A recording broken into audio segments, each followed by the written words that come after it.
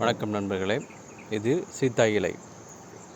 இதனால் நிறைய பலன்கள் இருக்குது. நம்ம வீட்டில் தேநீர் போட்டு குடிக்கலாம். மற்ற மதிப்பு கூட்டிய பொருட்கள் நிறைய தயாரிக்கலாம். இது ஒரு அழகான சீத்தா மரம்.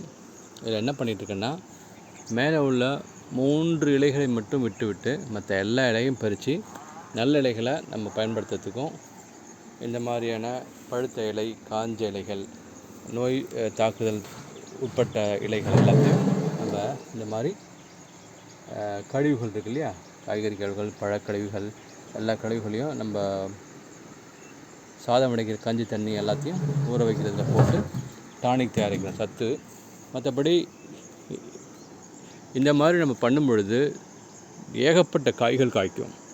அதனால் நீங்களும் முயற்சி பண்ணி பாருங்கள். இந்த மாதிரி 3 இலைகளை விட்டுட்டு மற்ற எல்லாத்தையும் நம்ம பயன்படுத்திக்கிட்டோம்னா உங்களுக்கு ஏகப்பட்ட காய்கள் கிடைக்கும். நன்றி, வணக்கம்.